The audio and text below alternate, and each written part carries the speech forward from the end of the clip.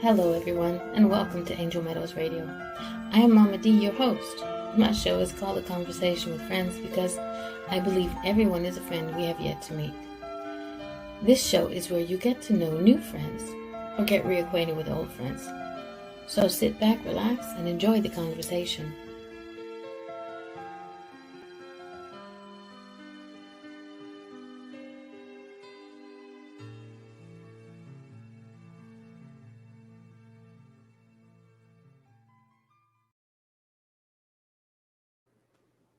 Hey everybody, it's me, Mama D, and it's another Sunday evening. For those of my Canadian friends, happy Thanksgiving. And for those of you American friends, I'm going to stop my face when it's your Thanksgiving too. First off, thank you. My guest this evening is Carla D. Bass. She is a retired colonel of the U.S. Air Force. And first, thank you very much for your service. And we are going to get this banner up. So if anybody has any questions, there we go. So first off, thank you very much. We do have a bit of a we do have a bit of a lag, people. So if there's an issue, don't worry about it. You know, as my friends say, Canadian internet, baha. So can you tell everybody a little bit about yourself?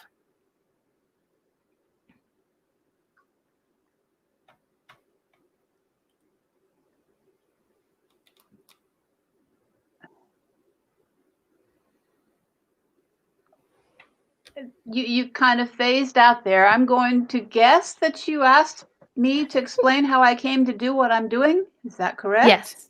Yes. Okay. So when I was a lieutenant colonel, I was assigned as a squadron commander for a unit of 480 wonderful people in Hawaii.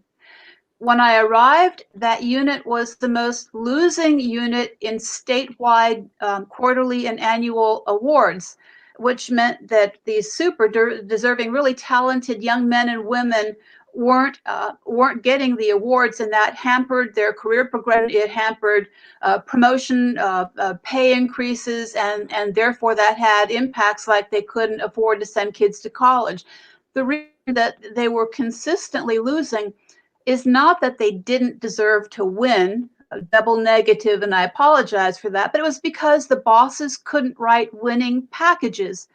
What I learned immediately upon arriving is you could have been the best staff sergeant or the most talented second lieutenant, but if your boss couldn't tell your story in an award nomination package, you lost. So I took 3 days vacation, hid myself in a beach cabin, analyzed my own writing, and that's how I developed what now is called the word sculpting techniques. I turned that into about an 18-page handbook, then turned that into a 1-hour workshop, and I taught my guys to write. And almost overnight, we began sweeping the awards. It wasn't because their performance had improved, it was because their writing had. They could write a compelling story, and that made all the difference. So the lesson that I learned from that one assignment is that powerful writing changes lives. That's my battle cry now. So you could be the most talented engineer or whatever your specialty is, but if the competition is better at writing a resume, you lose, and so does the employer because they have inadvertently hired someone less qualified than you. But that's how I began this journey. The workshop was so popular that I ended up teaching it for the next 15 years to thousands of people in the Air Force. Well, that's a major bonus because it's like you said. Okay, let's first show off the book. Okay, it's called Right to Influence. And I got to read it, and there is so much information. Okay, first off, it ain't a small book, people. And you know I'm not good, but thank God I had a month to read. But there's so much information in it, and you don't just tell people what to do. You give them examples. There's so much work in here that what I call homework that we have to. You give examples of what a sentence is, and then you go along and later on you give the how to reword the sentence. So which is really cool, especially now. There are so many people who are out of work, And there are so many people who are looking for new jobs that because the company closed or whatever the case may be, that for me the high point in this was resumes. So we're gonna my worst part of resumes, there you go, is okay, aside from writing, punctuation. How can that make or break a resume?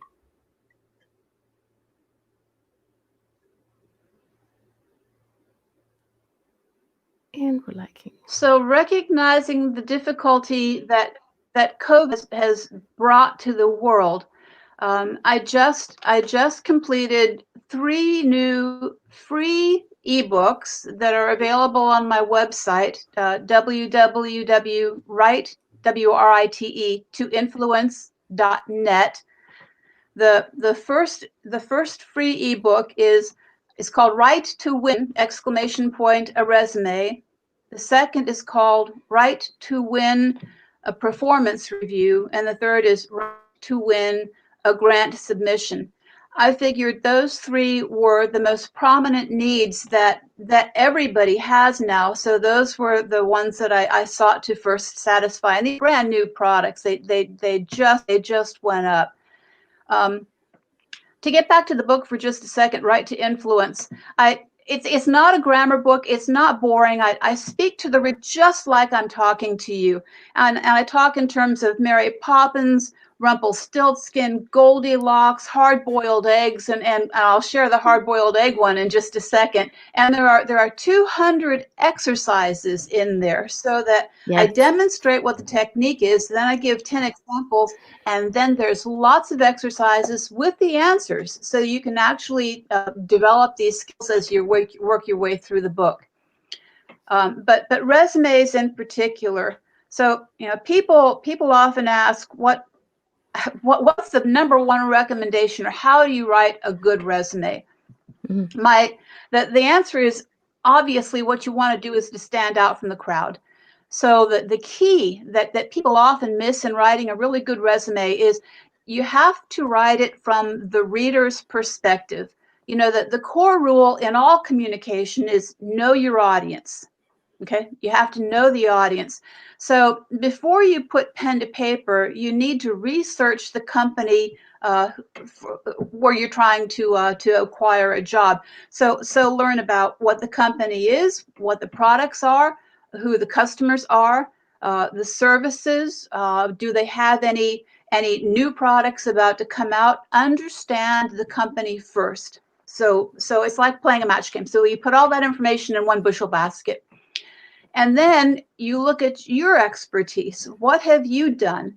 And you identify your core experiences, and you figure out how has your background or skills or training, how does that correlate specifically to what the employer is seeking? And then you match it up. That's the strategy behind writing a good resume. The specifics are the opening 2 lines of a resume are critical. That's where you explain to the employer, here's how you benefit by hiring me. It's not Okay. what a good boy I am, or this is how talented I am.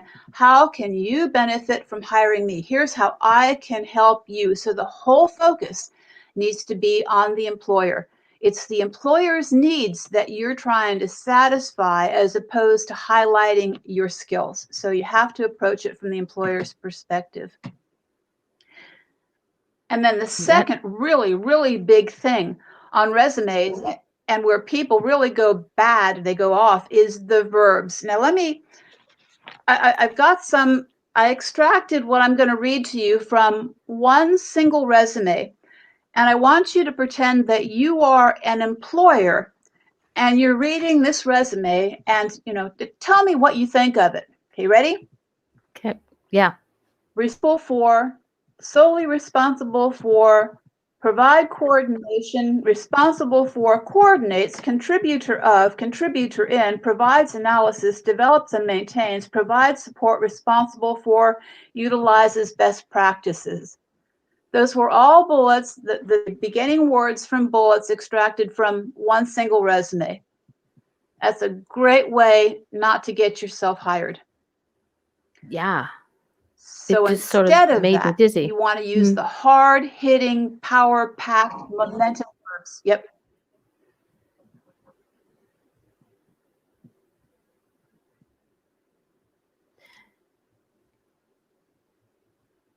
Okay, go ahead. Keep going. So develop, implement, initiate, executed, established a new benchmark. Those are all, they're just powerful, powerful verbs. Um, you think in terms of a boxer, those are all good, solid right crosses. And of course, you need to follow up those right crosses with the rest of a powerful sentence that explains what you did and what the impact was. Yeah. Gina in the chat room says it sounds like the words were taken from a script.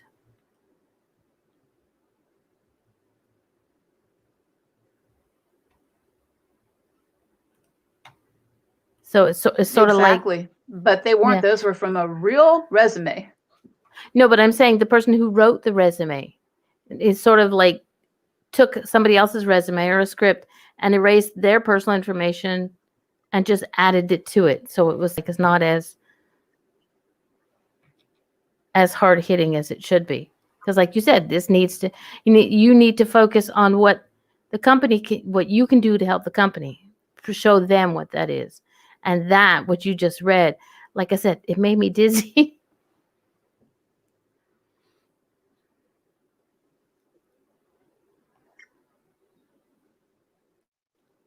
A lot of people take the approach of writing one resume and then shotgunning that one resume out to lots and lots of companies. And I understand that because my approach, while more effective, takes more work. I mean, but Yeah. to specifically explain to a particular employer why I am perfect for your vacancy, that takes extra work on your part. But you know, the other alternative is just shooting a shotgun blast out in the woods and hoping that one pellet strikes something. So if you're serious about getting a job, then you really should take this more tailored and structured approach to it. The other thing that I recommend, one of my other word sculpting tools besides the verbs is detail. Put detail in these resumes. Detail, add depth and dimension and context to what it is that you're trying to convey. Detail give the reader a mental yardstick to understand what it is that you're trying to say. So, for example, um, you could one bullet could say developed a new marketing strategy. Period. Okay, it's got developed. That's a good word, but it's only half the story. The reader then says, okay, what happened as a result? You developed it. What happened? So the full up bullet would be developed and proposed a new marketing strategy. The division chief approved. Sales increased 30% over previous year, set a new benchmark for the company. Other divisions now emulate. Yeah, wow. So you see the difference. It's almost like a tennis swing. Instead of stopping midway through the tennis swing, you follow through by explaining with the details what you did and what impact it had. That makes a huge difference. Okay, so short and sweet is not always the best way to go. Sometimes you need to expand.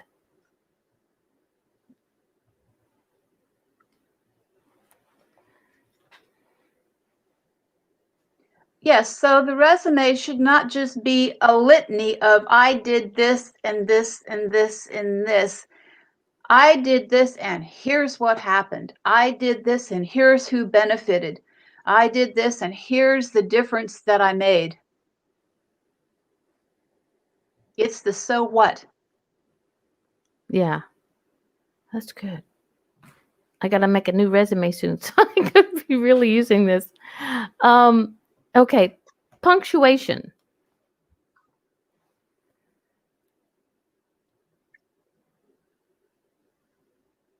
Oh, I punctuation, commas. Commas are I love commas, but they're my personal pet peeve because so many people don't understand how to use them, and this is difficult to explain in this kind of a venue.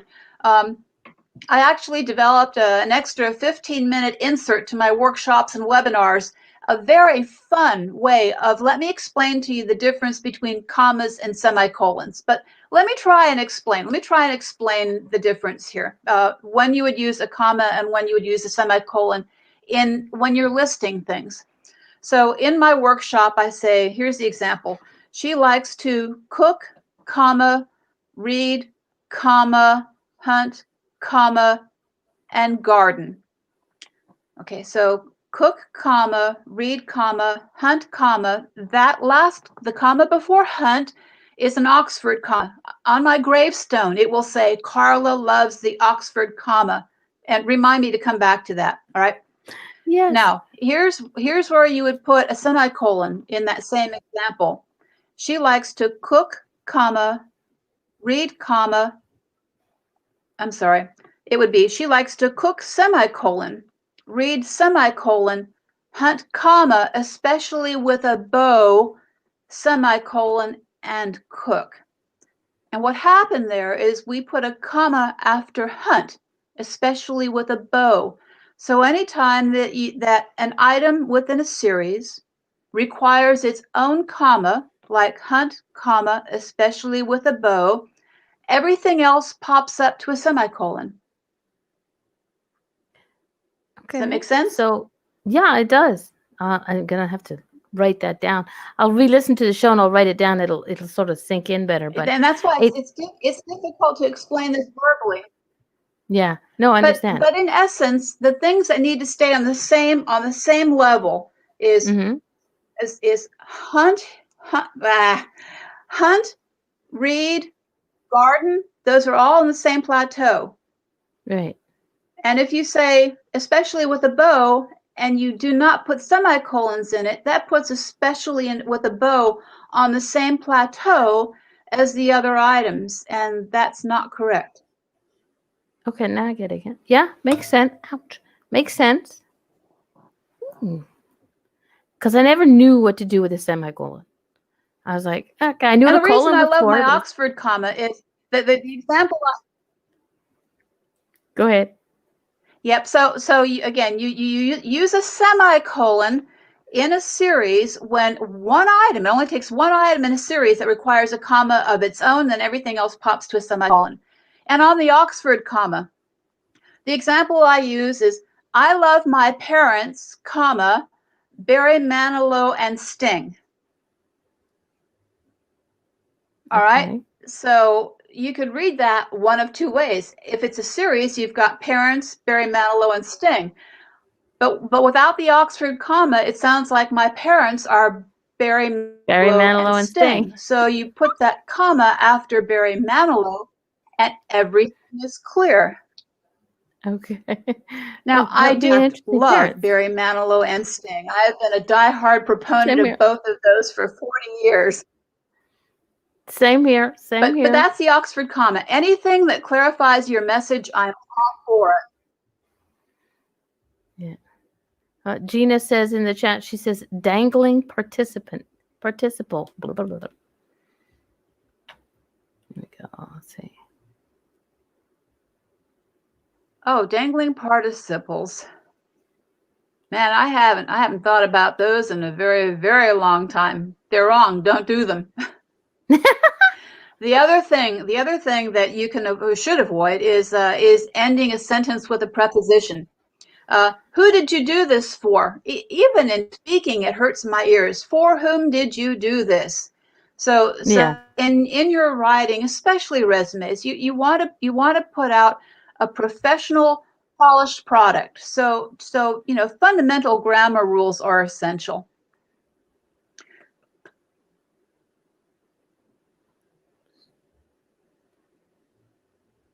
Now let me. I've mentioned word sculpting a couple of times. If I can explain what I mean by word sculpting. Yes, please.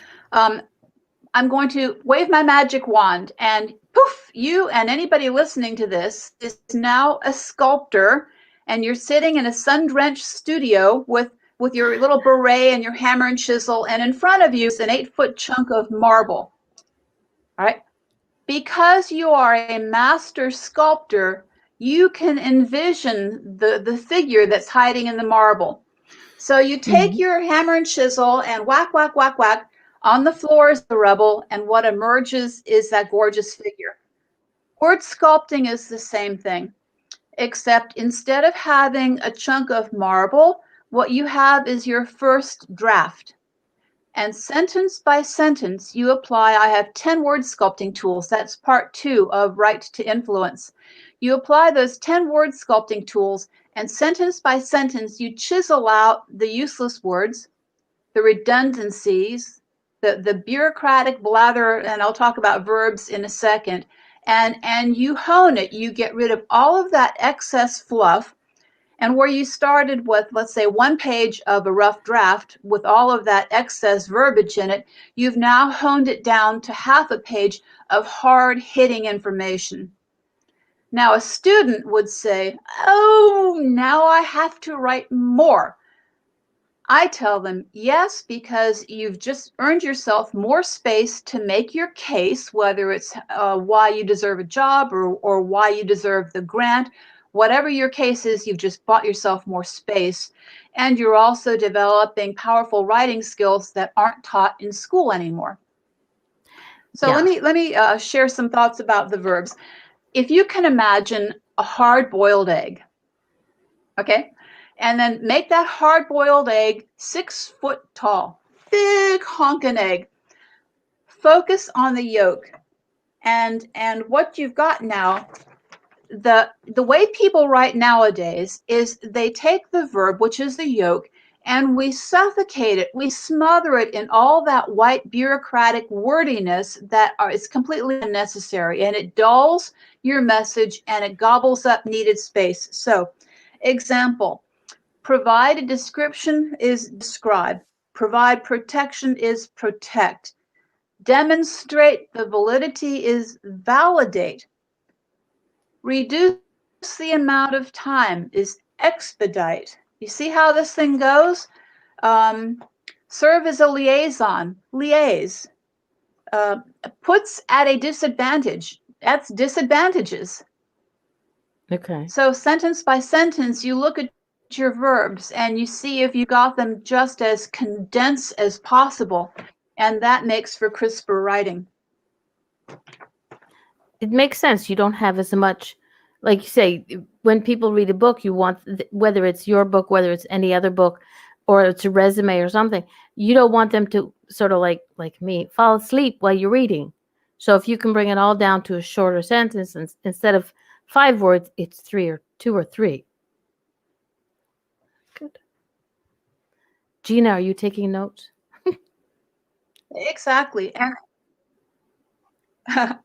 now that was my verbs. That was the word sculpting tool. Verbs are your friends. Rely on them. Now here's another one. Word sculpting tool number 2 is don't use words that hog space. Same idea, but with other words, not just with verbs. So don't use words that hog space. So for example, at the same time is simultaneously. Um, equal in capability with is on par with. In an expeditious manner, expeditiously. Here's one that just kills me because you hear it all the time. On a daily basis, on a national basis, on a monthly basis. You don't have to say any of that. Daily, monthly, nationally. You don't ever have to say on a blank basis. Get rid of all those words and just cut to the daily, monthly, or whatever the situation is. On at least one occasion is at least once. So that's the word sculpting tool. Don't use words that hog space. Okay. And Okay. all of this Quickly. goes to condensing the writing. The overall principle, whether you're fact or fiction, is limited by 2 things. You're limited by time, the reader's time, tick, tick, I'm busy, what do you want? And you're also limited by space. Sometimes it's a demarcated area on a form, or it can be the grant can say describe what you want or what you propose in 250 words, or if you're writing an article for a journal, it's give me a tagline, a tag description of the article in 130 spaces. Okay, so Yeah. you get down to where every single letter and every single space counts. Yeah. Gina put in the chat room, and the person who is reading will get who you are, quick, concise, and won't forget you. Well, and I too am a reader of fact and fiction, and my time is also very precious. The time I have to read a book I rarely have a chance to do that. So when I read a book, and spy genre is my preference. So there's one author. One example that comes to mind is there was a paragraph that said he sat down at a table, ordered a cup of coffee, and drank it all down. Drank it all down. That hurts my ears. It's like nails on a blackboard. Oh, And I will contrast that kind of writing by highlighting Daniel Silva's book, or anything by Dean Koontz. Both of those authors cram so much significance in so few words that you don't want to miss a single sentence, because there's not a wasted word anywhere on their pages. So fact or fiction, the audience's time is valuable, and you should do everything that you can to leverage it to your advantage. And that's what I teach people to do. Um, so let's go back to resumes for just one more second. There are a couple other things that I wanted to mention. yeah.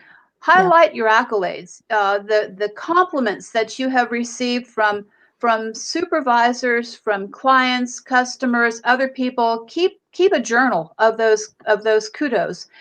And if some of them are super significant, like from a very, very important person, you could actually consider including a quote from that person about what you've done in your resume. People often don't think to do that.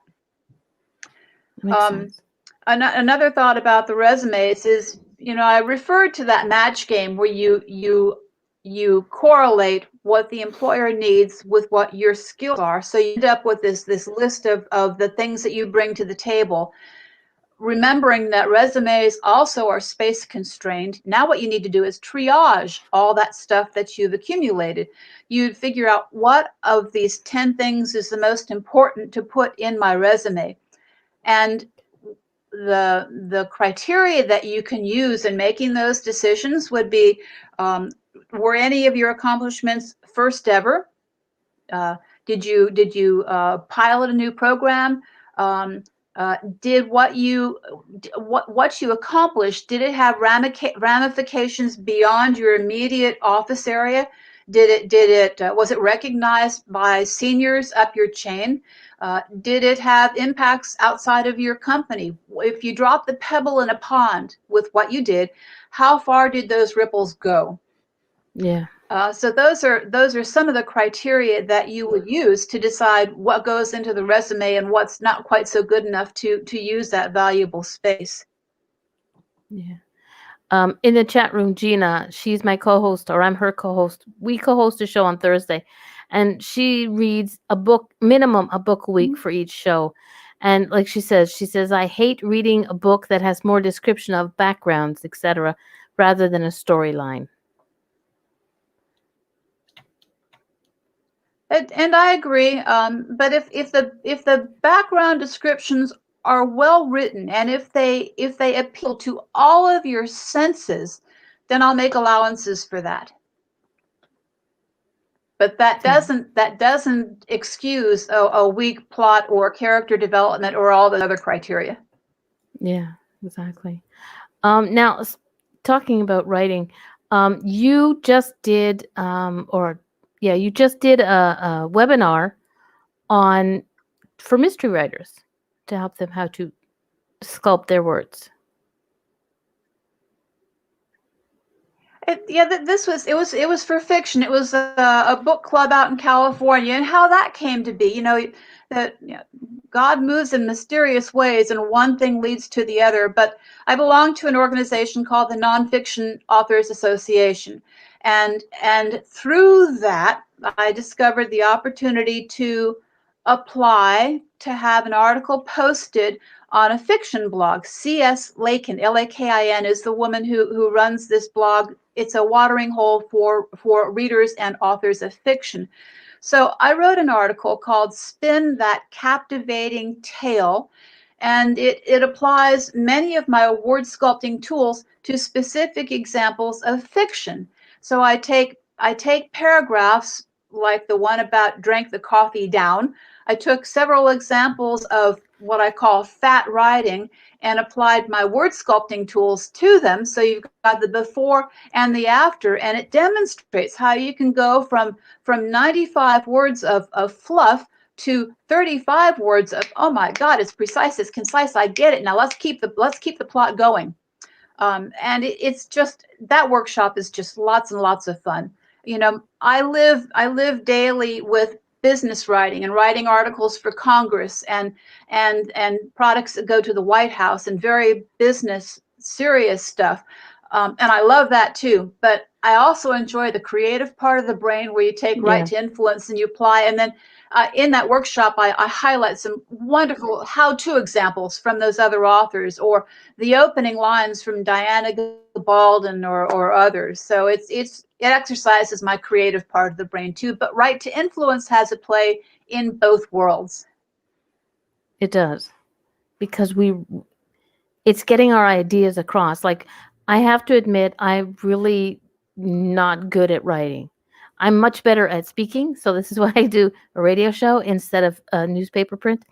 But and I think I do try. There are times like when I have to write up a review on a book or something. If I have to write up something, it I over I go back over it like 3 or 4 times just to try. So now your book is very helpful with things like that.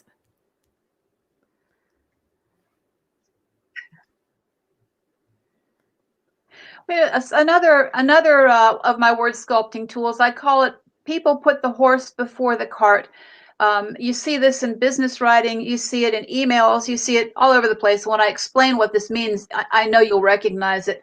But people are so concerned about setting the context of what they're going to say before they actually get to the point. There could be sentences upon sentences upon sentences of, this is why I'm going to tell you what I'm going to tell you, and then you get to the actual sentence. The problem Mm, is, by time you've made the reader go through all of that preamble, you've lost the reader. The fish has sniffed the hook and has swum away.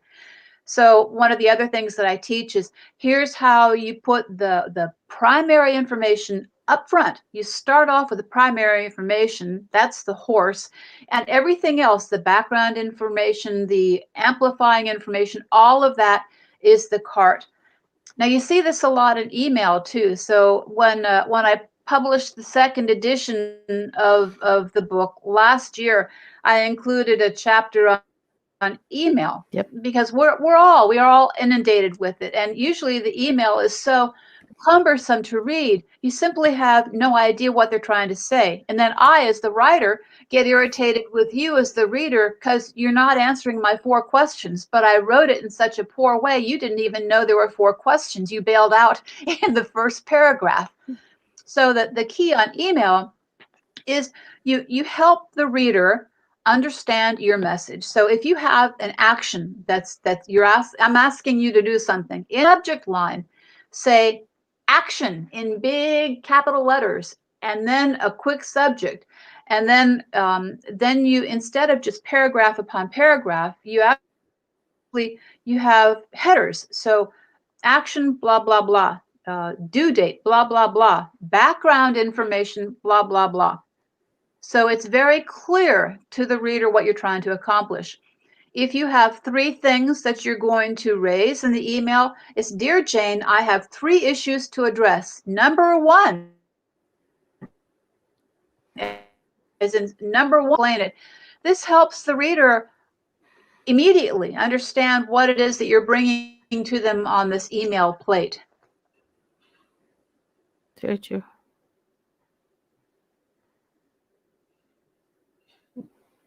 Gina in the chat room, my co-host, she's busy with me today. We have a recommendation for a guest that was on, um, and she's using. She says I use outlining quite a bit.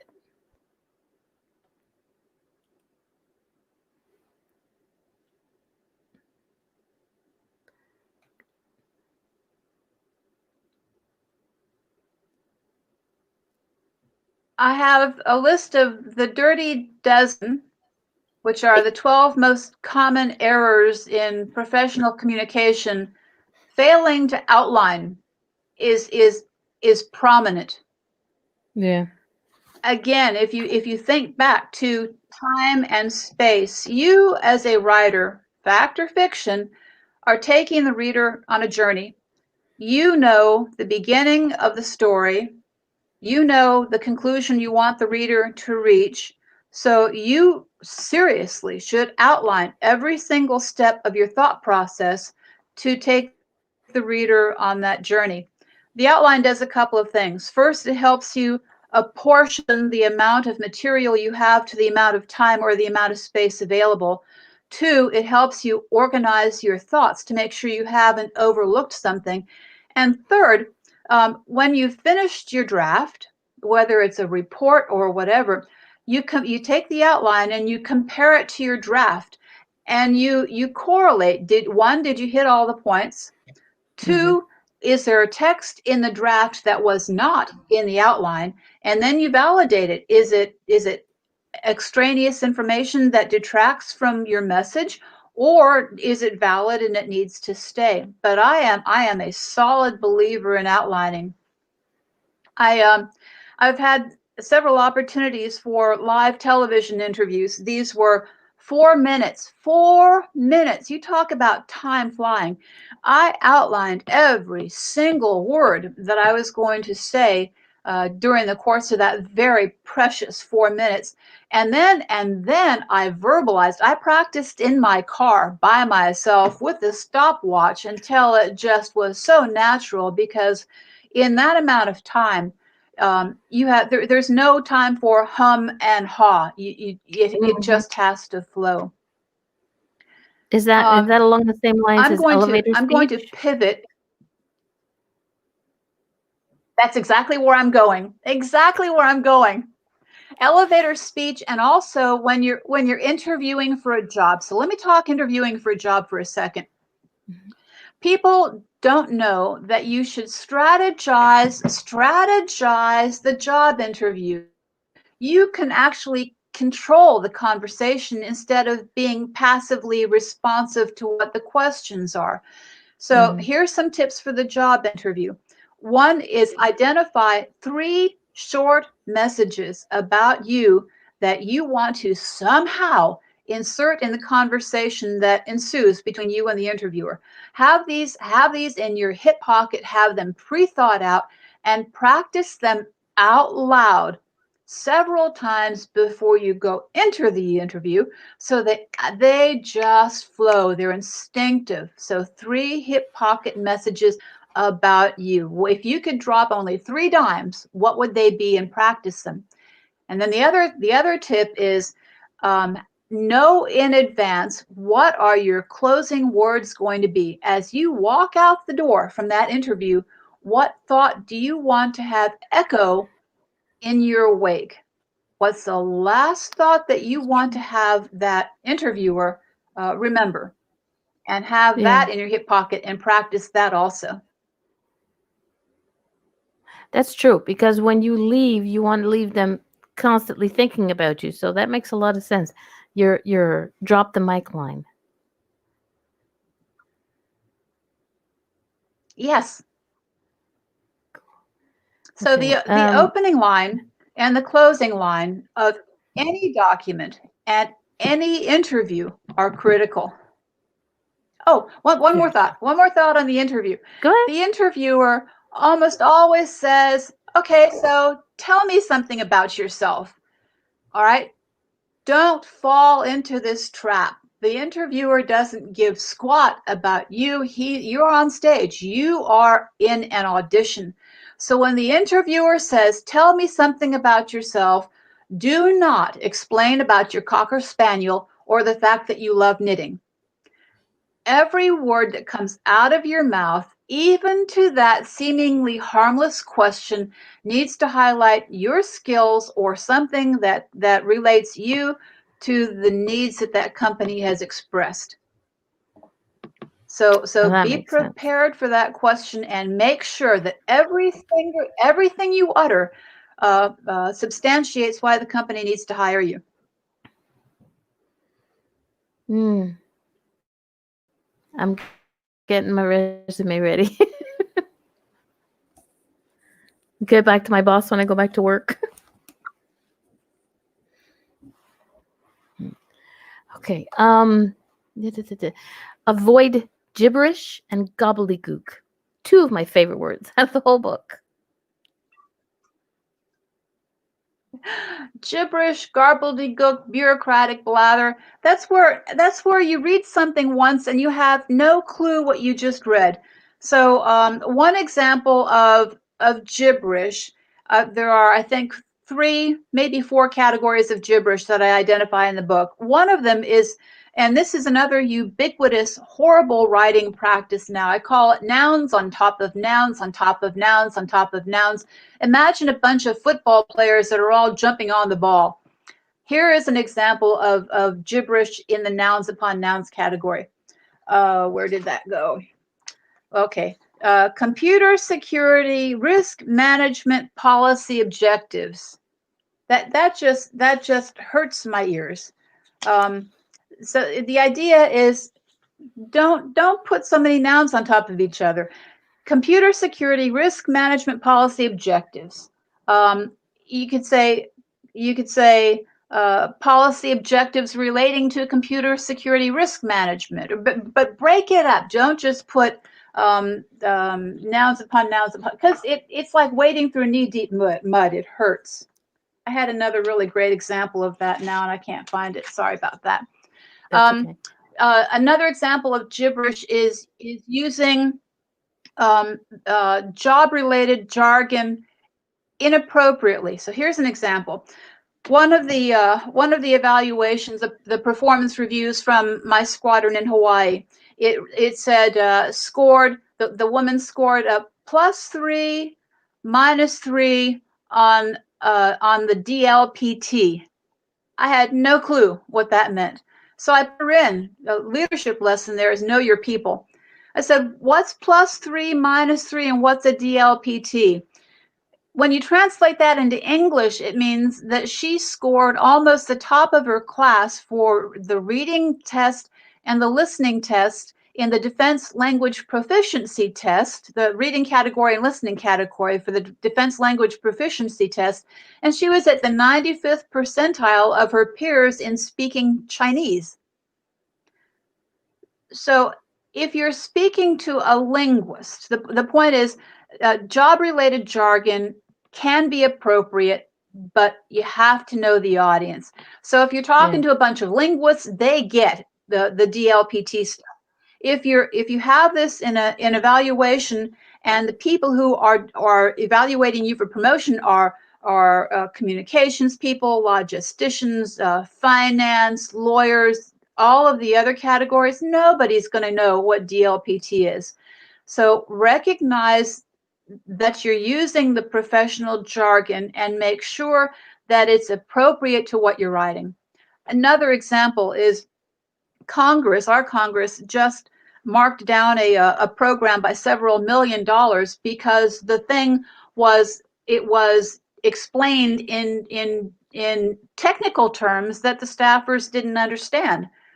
Same thing happens with medical research and engineering research. If you have a program and it's a brilliant idea and you're trying to get funding for it, but if you can't explain it, if you can't explain the impact in terms that the dudes that control the money can understand, then your idea stays on the blackboard.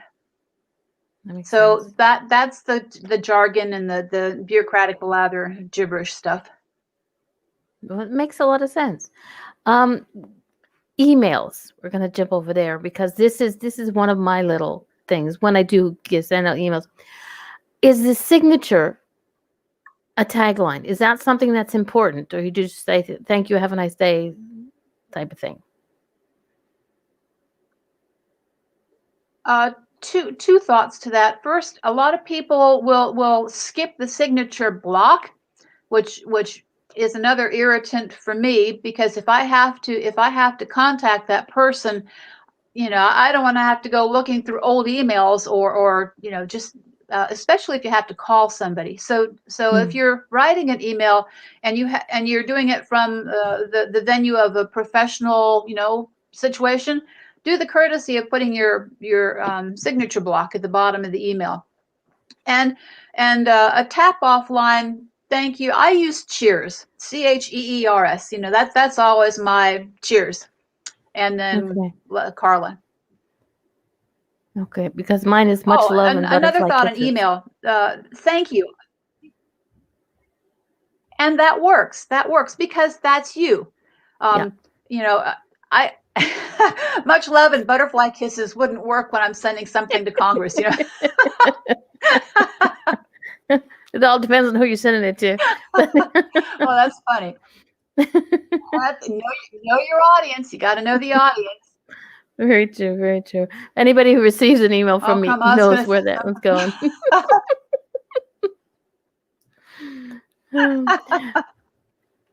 A quick question that came from the chat room from Gina. Um, do you, if somebody's doing a letter, like we're doing a letter for a past guest, can people come to you and say, "We'd like you to review this letter and give us your input on it"? As in me personally? Yes. Um, uh, Like in yeah. your The reason in your I'm the website reason is I'm that. hesitating on that, Mhm. the answer is, oh, the answer is yes, but I can't do it for free for everybody. So No, that's and yes. I apologize for that, but there's only so much time in the day, and I've got a full-time job too. But on the Yes. website, I do private coaching by the hour. I've got all sorts of options that I can do webinars for groups. Before COVID hit, I was doing a workshop. I did a 2-day workshop for a corporate client. So my services are pretty much across the board. I can do private coaching for as long as you want. I have programs where you can hire me by the hour. I'd love to help, and That's kind of what I that's meant. why I'm hesitating. Is I love to Well, help no, but people, that's but what I I can't. meant on your website. Yeah. Can people message and go, "Hey, I'd like to, pay you to review this letter or this whatever." So this is what I meant. I didn't just mean in general, everybody. Yes, the answer is Okay. yes. The answer is Yeah. yes.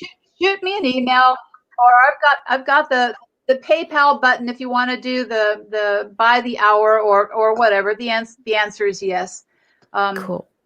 I just finished up this was a big project. It was a technical one. I tech edited and helped rewrite a wonderful document that talked about how important it is to fund. Now, hang with me here. To fund protecting our communication systems that are associated with the electric grid. Okay, so if the Okay. electric grid, the stuff that powers everything, goes Hmm. down, you have to have a communication system that's been protected so that it can help reconstitute the electric grid. All right, it was a big deal, very complicated document, 90 pages long. I loved the heck out of it, and that was so I do projects like that too. Okay, cool. Now you have something coming up, and we spoke quickly about it. Working with the McCormick Company. Yes, I am thrilled to death about that opportunity. It's a group called the McCormick Company Young Professionals, and so I have a 90-minute webinar coming up next week. The focus of that is on performance reviews. So many instances, or many of the topics that I've touched on with you, I'll be sharing with them. Along with, they gave me some of their products, so I tailored some of my tools based on their products. And then I've got all sorts of worksheets, like here are 10 completely hosed up sentences. Apply my writing methodology and see if you can fix them. So I've shared that with them also. I It's love kind of doing fun. webinars. I prefer workshops, but until we can get back Yeah. to face, this will have to do. This keeps your feet still in the water. You're not totally drenched, dry. And I love helping people. Yep. Yeah, Powerful writing changes lives. It truly does. it does. And it's as like you it's as simple as like you said in the beginning, the first two lines is what grabs your attention. And it's important because you want people to pay attention to you, whether it's for a job interview, whether if you're starting to write a book, you need to grab someone's attention somehow, some way. And it's important. Words are what and aside from a lot of other things, but words make this world go round. Because if you don't know how to talk, whether it's in type or actual verbal communication, you're not getting anywhere, and you'll still be walking Yep. around in circles. Nope. Now, yep. Two other quick thoughts. One, so far we've been focusing on the individuals. This Mhm. powerful writing. I have a second battle cry. It's that powerful writing is the lifeblood for successful organizations. All right. So you, for example, you want to be able to recruit super talented people to your organization. You have to be able to put forward a really good argument on why your company is good and why you want to come work for us. If you want to compete your company in large scale award programs, again, just like in the 324th with my squadron, you have to be able to make a case on why your company deserves the award. Um, if you're trying to defend the castle, when I say that, I mean everyone has resources, and in these environments, resources are being cut. So you have to be able to make a case on why you should not cut my budget. Here's all the good things that I've done. Leave my budget alone. The flip Don't side is if touch. you have a new Yep. program or brilliant idea you're trying to launch, make the case for here's why you need to give me more money because this is how I can help you with this great idea. So organizations also need staffs who can write well. Yeah, that's true And because that can be a big calling card if you can demonstrate what, going back to the individual, if you mhm, can demonstrate why it is or how it is that you can write a really hard hitting, cogent paragraph, my golly, people will snap you up. yeah, that's true. Gina wants to know, does this work as well with interoffice memos?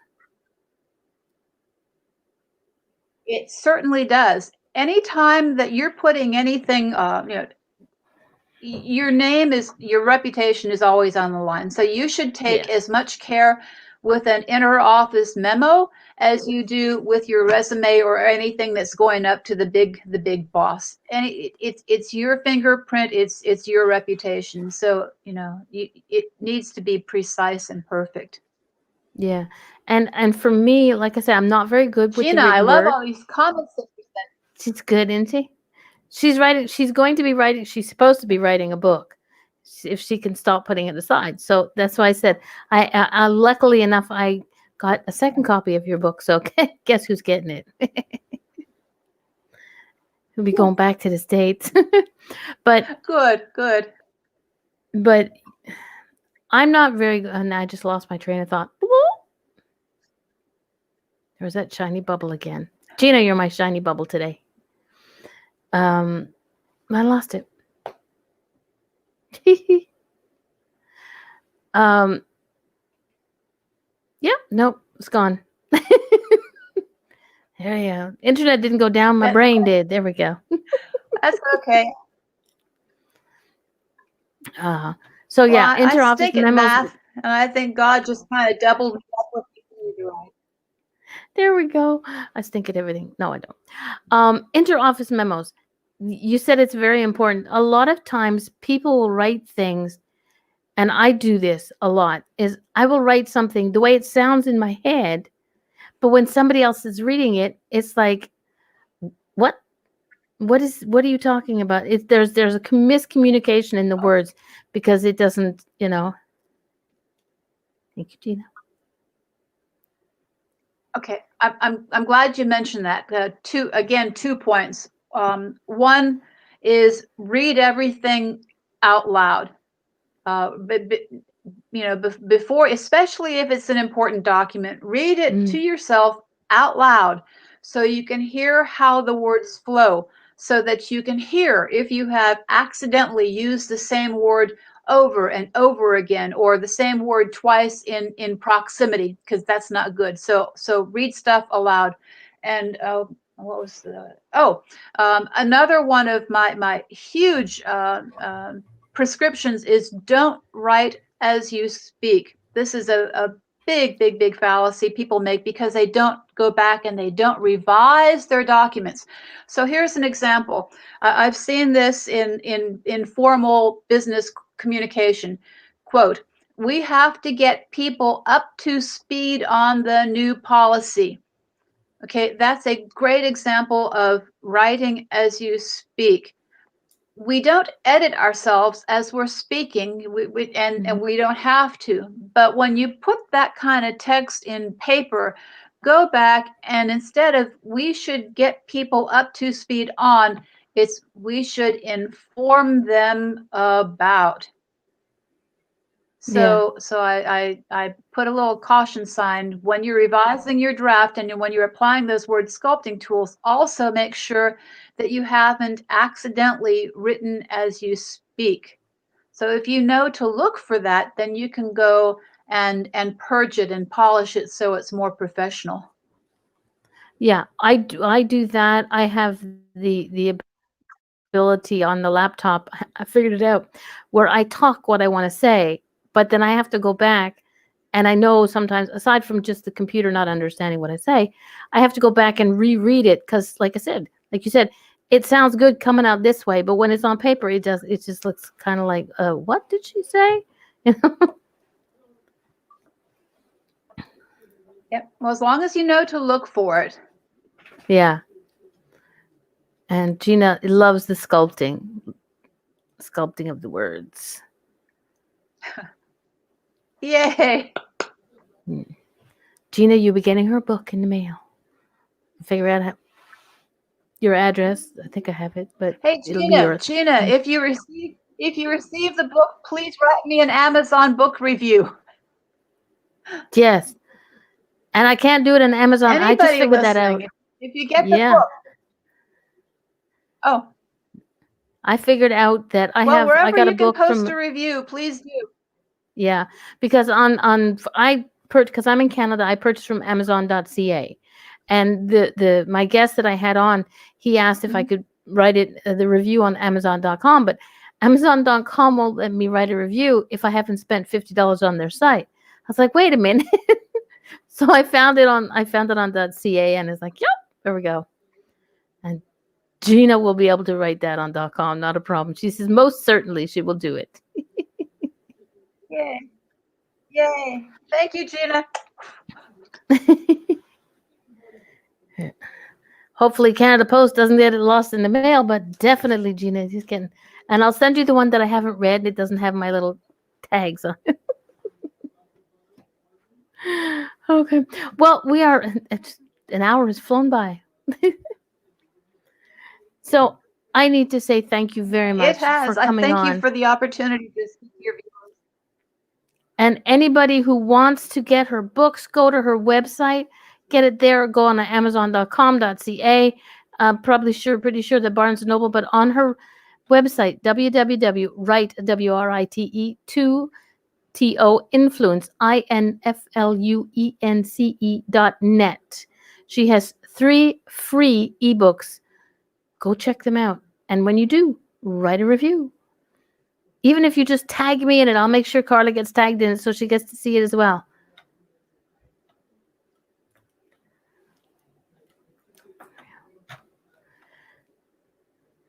Thank you very much for this opportunity.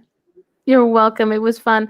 I will see everybody next week. Y'all be good and y'all behave yourselves somewhat.